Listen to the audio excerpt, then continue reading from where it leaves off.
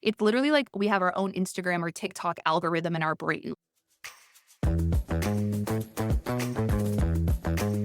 You're listening to Overwhelmed Working Woman, the podcast that helps you be more calm and more productive by doing less. I'm your host, Michelle Gauthier, a former overwhelmed working woman and current life coach. On this show, we unpack the stress and pressure that today's working woman experiences. And in each episode, you'll get a strategy to bring more calm, ease, and relaxation to your life.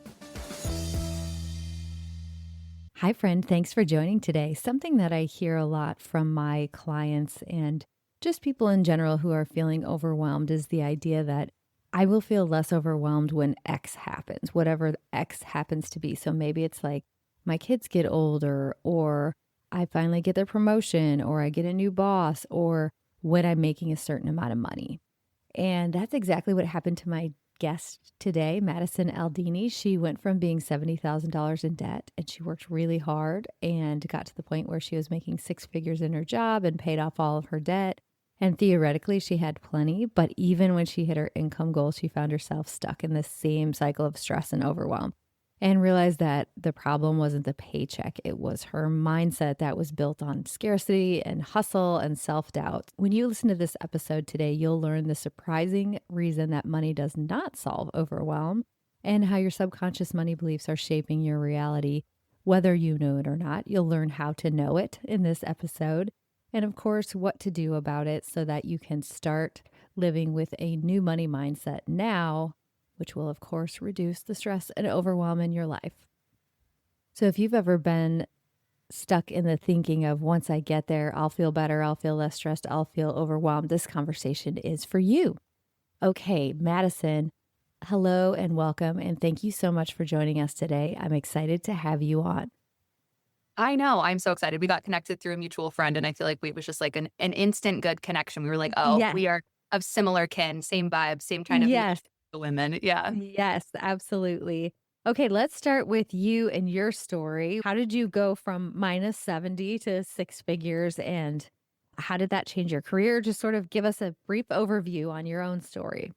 Yeah, absolutely. My journey with personal finance really started at 17. I moved out my senior year of high school and became financially responsible for myself, and very quickly had to learn how to navigate the world of money, which was very much from a survival perspective, not necessarily a thriving perspective. I ended up putting myself through college and wanting to escape this paycheck to paycheck cycle that I had been in for 4 or 5 years now. And so I went into sales, and because that's what you do when you want to make money, right? And so Right. I went into sales. And when I entered that job, I put a six-figure income on a pedestal. And I was like, once I make more money, all of my problems are going to be solved. That was the narrative I had. And at the same time, the money story that I had was work hard, make money, but it wasn't necessarily how to keep it, how to grow it, which I later learned was actually the goal of money, is understanding how to utilize it, keep it in your world, grow it, make it work for you, and utilize it as a tool and a resource to be able to live life the way that you want. So I was missing a lot of that information, hence why I ended up in $70,000 worth of debt. Even once I started making six figures, I was like, how am I making more money than ever? And yet I'm still buried in debt and I can't seem to escape this cycle. And so I just got really curious. I've always been the annoying person that's like, why do we do things that way? Or how did they get there, you know? And so I just started to ask questions around like, what do the wealthy actually do with their money? What is the objective here? What is retirement? What is financial independence, financial freedom? These were things that weren't part of my vocabulary and part of my world, which makes sense, and why I was stuck in debt, because that was what I had really witnessed in my life growing up, is just like paying for things and just being stuck in this cycle. And so I also started to learn a lot about mindset and the power of our subconscious beliefs and how our financial story really impacts our financial reality. And just started to make some mindset shifts, started to figure out how to utilize my income a lot more intentionally, and just made it my mission to pay off my debt as quick as possible and start to learn how to invest and leverage, and just became obsessed with this idea of time and location and financial freedom. And that really is what sparked my interest in getting into this from a business perspective, from a coaching perspective, because once I learned it and started to piece it together, I just couldn't shut up about it. I was like, everybody needs this information. Why don't we talk about this more? Why don't more women have this financial confidence and understand what to do with their money? And so it just became a hyper obsession of mine, and then led me down this beautiful path of what I'm doing now. And here you are. Here I I love am. that. A couple things I think everyone can relate to is the idea that once I make X amount of money, and everybody's X amount of money is probably different, but when you're 23 years old and you've just put yourself through college and you're making six figures, you're like, my life is going to be golden. And I think everybody has that. And then when you get there and it's not, and in fact, you spend more than you even made. I feel like that is also part of the human condition. It's like the experience you don't want to have, but once you have it, you can learn so, so much from it. I was just listening to this interview with Shaquille O'Neal, and he was telling a story about how he made his first, I don't know, he got a signing bonus when he first went into the NBA or something, and he made like $3 million and he spent it in the same day. He bought like 3 Mercedes and I mean, just a bunch of insane stuff. And he didn't even think about taxes coming out. So he actually immediately went into like hundreds of thousands of dollars of debt because he spent what he didn't have. And you're like, how could you spend that much money in one day? But it's the same thing you're talking about. Like he's probably hustling so hard, thinking, once I get to this, I will feel better and I'll be able to buy everything I want. And it just doesn't actually work that way. 100%. There's actually a really interesting study about professional athletes. It's like some crazy number, 80% of them end up broke 5 years after they retire. And it's like you make all this money to your point, but if you don't have the mindset to view money differently or the systems or the financial literacy to understand how to make that money work harder for you, then it's so easy. And especially if, in that scenario or in mine where you're like, I worked so hard, I deserve this, right? Like this voice starts to Right. pop up and you just start to essentially start to self-sabotage. Or how I like to view it is, like we're spending money from the point of view of our past self or like to fill our past like scarcity or I grew up and I never got to do this, so I'm going to do it now. And like we're from that perspective. Versus what I love to do is really start to tap into the future version of you. Like how does that version of you want to spend money? And that's where you can really start to shift your mindset and shift it and not utilize money to like fill this hole from your past and start to build the future that you're after. So that's definitely something that is very common. I love that. I think that's so interesting, the idea that you're creating who you want to be and how you want to spend your money as a combination, and I've heard you talk about the new money millionaire identity. What does that mean? Oh, thank you for asking me. I just went through this whole rebrand and it feels so aligned with the individual that I'm here to help. And it's so much of my story. This new money idea, this new money millionaire identity is, getting an opportunity to rewrite your story. I think we hear a lot about old money mindset, especially right now. Like old money aesthetic is in like this whole idea. And it's like, I don't know anybody that has old money. Like there's this obsession with this old money that's like secrecy and it's like it's this luxury quiet thing, but I'm like I feel like the majority of the population out here is trying to build something for themselves. They're trying to do something different than what they have maybe seen in their environment growing up. Maybe they no longer want to spend or utilize money the way that they have. And so it's this opportunity to recreate your identity and not necessarily need to continue to identify with past financial decisions, past financial realities, past financial mistakes or step backs that you might have had in your life. Like you get to choose today who you want to be and how you want to show up and the habits that you want to have and the conversations that you want to be a part of and how you want to see, treat, and utilize money. And you get to rewrite that. So it's all about having a new mindset, making new moves, rewriting your story, and essentially just building like your own set of rules for money. There's so much of like what we should do with money. And there's just shame and guilt around it. And so it's like, how do we utilize it in a way that feels very much so in alignment with you and who you want to become? And I also am very into manifestation and this idea of being able to create your reality. And I think it's so real. And that starts with you. That starts with your identity. That starts with the mindset that you have and the habits that you have and the beliefs that you have about yourself and what is possible. And so when you can start to tap into the new money version of you, the new money story, you can take different actions and you can build a different reality for yourself with your finances. And that for me is an opportunity for people to then explore who they want to be and what's their purpose, right? Money is really, if you're kind of trapped in this like fight or flight mentality or the struggle mentality or this overwhelm mentality, like it can be really hard to focus on like building a fulfilling life and living a life of purpose and figuring out who you are here to be and the impact that you want to make. And I just think money is a wonderful tool to do that. And I just believe that you can rewrite that story at any time, anytime you want to. Yeah, so if someone listening, pretty much everyone who listens is feeling overwhelmed, right? And they're probably working really hard and trying to make as much money as possible. And maybe they've made money mistakes in the past. I'm sure they have. I don't know anybody who hasn't, myself Yeah. included. And they want to do this. If they're like, I want to just get a new identity as it relates to money, what's the first step that they would take to do that? I think figuring out what your current belief system is about yourself and about what you think is possible. You've got to be able to check in on what is current state, right? If you're sitting here viewing your past financial, right? We call them mistakes. I call them learning opportunities. Like if you finance a $3,000 couch on a credit card and you're like viewing that as a mistake, it's like maybe you switch your mindset of, I think I just learned that I don't like to do that and I don't want to do that in the future. So switching your mindset around that, but I think understanding what your current beliefs are is really key. And sometimes it's kind of hard to figure that out on your own, right? I'll be talking to people and I'm like, oh, interesting, you said that. So that means that you believe this to be true. And they're like, oh, so sometimes you have to like really figure it out. But if you have a core belief, if you have a subconscious belief that money equals struggle or that rich people are bad, right? These like core narratives that I feel like are so common in mainstream media of like the rich people are corrupt or you have to struggle to get by, or if you have an abundance, like you're greedy and that means you didn't work for it. Like there's all these common narratives that we have.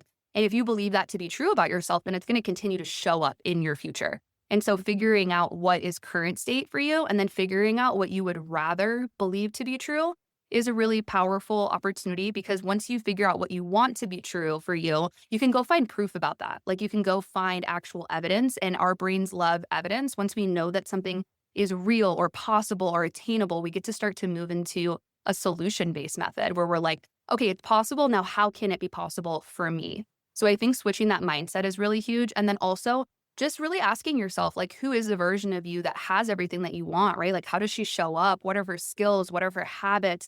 How does she spend her day? How does she spend her time? How does she talk to herself? How does she talk to other people? The more that you can get really clear on who that version is of you, and then starting to figure out like what's the micro step that you want to take to move in that direction.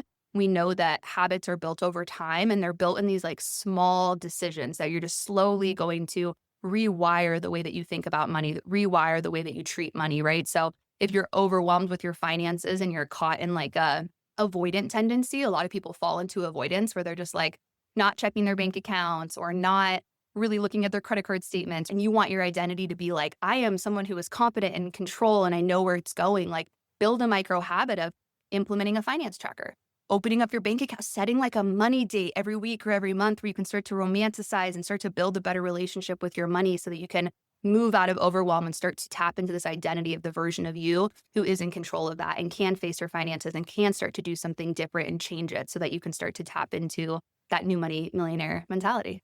I love it. I love it. Okay, so the first thing you said that we should do though is investigate what our beliefs are because I read somewhere that by the time you're 7 years old, your money story is like set in your mind. And then we just sort of follow that without questioning it. So we got to get out our 7-year-old, whatever we were programmed with regards to money, which is usually just basically whatever our parents told us about money or whatever your experience was. And then get a new mindset, choose a new mindset, and start taking actions and thinking about what that person does. So let's just say somebody's starting with rich people are bad, rich Mhm. people are evil. And then I want to create a new thought about that and find evidence for it. What could you give us an example of like what that could be and what some of the evidence could be? Yeah.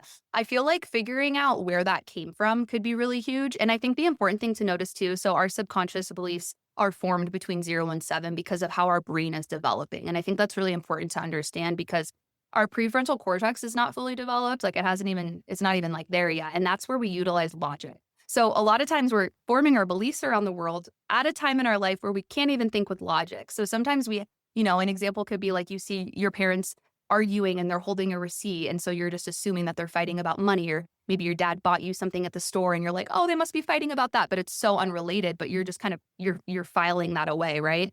And so if you can start to reflect, like, maybe why do I think that? And sometimes it's so much more obvious because sometimes people are like, oh no, my parents tell me that rich people are corrupt. Okay, so we know where it's coming from, right? And so if that's the example that you're trying to swap, what I would do is really ask yourself, how many wealthy people do you actually know? and really start to assess, are you making this assumption based on facts or based on what somebody else is telling you? And a lot of times when we can start to like delineate that, right? Like draw a line like, oh, well, no, I guess everyone's just telling me that. I actually don't know anyone that's super rich or super wealthy, right? Then it's like, okay, then how do we close that gap? How do you go start to hang out with those types of people? And how do you go meet somebody that is wealthy, that actually has a really good agenda with their money? And again, it's starting to find, oh, okay, well, now I know someone who isn't a slime dog, isn't scamming people over and donates a lot to these charities and really just focuses on wanting to make improvements in the world. Like once you start to do that, like, okay, well, let me hold on to that belief then that can be true as well. And once you Yeah. start to have that proof, you're like, okay, now I can start to align with this story more than the other one. Yes, yes. A money story that I personally had to work on when I started my own business was the idea that I could make a lot of money, but that it had to be really hard and like the job kind of had to suck. And so I didn't have the belief that I could have fun, love my job, and make money. So I had to start working on the evidence because something that Madison said that I think is really important is our brain looks for evidence to support whatever thought we're thinking. Yeah. So if you're thinking rich people are terrible and you see it in the news, your brain's going to file that away. Or you know somebody who's a real jerk who's rich, and you file that away. So the opposite can also be true.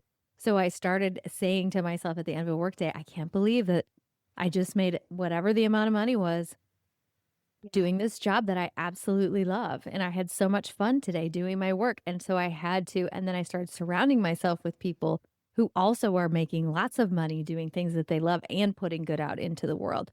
So I have personal experience in going through this exact process that you're talking about. So I'm just here to say it definitely really works and that it's very hard to change your like to start all of a sudden making more money if you're going from a place of rich people are bad because you're just going to reject the money unconsciously without meaning to.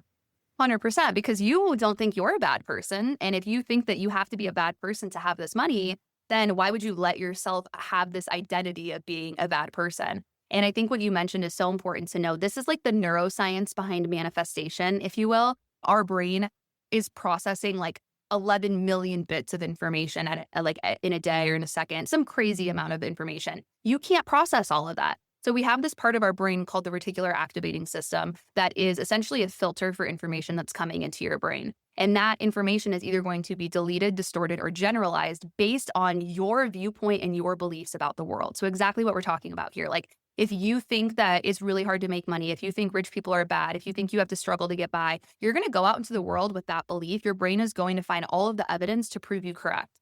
And so affirmations and visualization are two really great tools that you can implement to essentially start to remind your brain what you want it to find information to validate. So I feel like the example that's like so common is the car analogy, right? Like if you're deciding you're going to go buy a car, you do all this research and you're like, I'm going to buy a white Volkswagen Jetta. And then you go out onto the road and you're like, is everybody buying this car? Like everyone drives this now. All of a sudden you notice it everywhere because you've told your brain that it is important to you. So it's going to go find it. So same thing with these beliefs that we have. If you can start to remind your brain, tell your brain, hey, I actually want to believe that this can be easy and fun. And then you can go out into the world and your brain's going to overhear conversations of like, oh my God, I made so much money and it was so easy and I love my life. Like it's going to pick up on these things because now it's filtering in what you are telling it. So no matter if you have a negative or a positive spin on it, it's literally like we have our own Instagram or TikTok algorithm in our brain. If you're like engaging with it, liking it, saying yes, yes, yes, like it's just going to show you more of that. And you're slowly shaping your reality based on those beliefs that you have and those thoughts that you tell yourself. I absolutely love that comparison, actually. That makes so much sense. So if I was constantly searching like rich people suck, and then I Yeah. had all these things in my feed showing me that that was true, and then tomorrow I come on to look for something else, it's going to start off by rich people suck videos. So I think that's so great. 100%. Yeah. Yes, yes. Okay, that's wonderful. I think that is if I could, like, take a highlighter and highlight a part of your message, that's the one. The idea that you can when you think a new thought and you find evidence for it, your brain will help you find more and more and more evidence to help you believe that that thought is true, and when you start believing that that thought is true, that is when you start making money and having fun or whatever your thing is that you wanna do. I love that. Yeah. Okay. Thank you so much. This has been so great. I want to ask you the two questions that I ask everybody when they're on the podcast. What is something that you do when you feel overwhelmed to make yourself feel better? What's your go-to? Oh, this one is like, I feel it's so funny. I'm coming out of a season of overwhelm recently. So this is like fresh. Sometimes if I'm really overwhelmed, I'm just going to let myself cry. This is something I've been trying to lean into, like let the emotion out is been really good if I'm like that kind of overwhelmed. I also might just do some deep breaths. I also might just let myself watch a little Netflix and just be like, you know what, girl, just veg out. Like, just let yourself breathe Yes. a bit. Those are all good options. And I think a lot of times when we're overwhelmed, especially if you're an overachiever, when we get overwhelmed, we use our one tool that we have, which is work harder. Like, oh gosh, I'm overwhelmed. I've got to get so much done today. And so for you to say, I'm leaning into just crying. If that's the feeling that comes up and the tears come and that you can do that instead of trying to do more work, which you can't even do more work when you're overwhelmed. Like your brain's so not clear. It's impossible to really do work. So I love that. I love just leaning into the feeling. And I've never cried that I haven't felt better after. It's always like a cathartic thing if you just let yourself do it. Yes, I It's love that. literally like such an emotional release. And one thing I'm starting to be more intentional adding in is like an afternoon walk. Like if I'm feeling overwhelmed by work, just taking a lap around my neighborhood, getting some steps in. I feel like that always regulates my nervous system and kind of gets me out of the task and into my body and just like gives me a chance to breathe. So walks are Yes. definitely a good habit I'm trying to Same, more of. same. Except that it's so hot. I mean, you live in Yeah. Scottsdale, so it's probably even hotter there. It's so hot that I'm like, can I get sweaty between now and my next Yes. client? Sometimes I've been walking laps in my basement sometimes, which is hilarious. I'm like walking around in a, 30-foot circle, but whatever. It still feels good just to get the movement in there. Whatever Oh my works. gosh. Yeah, exactly. And then the last question is what's something that you do regularly to save yourself time or effort? Order things on Amazon. Avoid Gosh. avoid shopping in person, going to malls, like, I hate going if I can just get it delivered to me and save me time on that, like, I'm a big advocate of that. There's a line, though, like, you've gotta be careful that it's not becoming, like, a detrimental tool, that it's just, like, screwing your budget, but if it's I think it's a really good resource, so I like Yes, it. I do too. I feel like it can be your best friend when you're like, "Oh, shoot, I don't have time to go get that. I'm just gonna order that thing." My problem is sometimes I treat it like my house is my dressing room for all the stuff I'm gonna try on, and I'm like, "Let me order 80 things," and then I have to go return all of them, and then I get on my own nerves with that. But just for useful things, I totally Useful agree. things. If you're, Yes, like, in a state of overwhelm and you're like, "The thought of going to the store and figuring this out, like, it's yeah. fine. I'm gonna go ahead Yes, and Amazon sounds terrible. Yes, exactly. But the other day I was like, "You know what I want? I want one of those cordless light bulbs." You know what I mean? Where you can put it in there and it has a remote and you can cut the cord off your lamp so you don't have to try to hide it. Where Yeah, am I even gonna go to the store and buy that? I've gotta go to Amazon. Amazon has everything. thing. They really do. That's right. For It's better like or for they're worse. it's like they're the sponsor for this podcast, the way I'm talking about it. Okay. Tell us if people are like, I'm picking up what she's putting down. I love what she's saying. Where can they follow you or find you if they want to work with you or just read what you put out there, listen to what you put out there? Yeah, absolutely. So I mainly hang out on Instagram. So at New Money Madison is the handle on Instagram. I have a podcast, Busy Getting Better, which Michelle's going to be on soon as well. So those are going to be the two main places. I also have a newsletter. If you want me up in your email inbox, you can go ahead and subscribe through my profile on Instagram. But Instagram and Instagram DMs are probably the best place to reach me. Okay, perfect. Thank you so much. Thank you. Thank you for listening to the Overwhelmed Working Woman podcast. If you want to learn more about my work, head over to my website at michellegauthier.com. See you next week.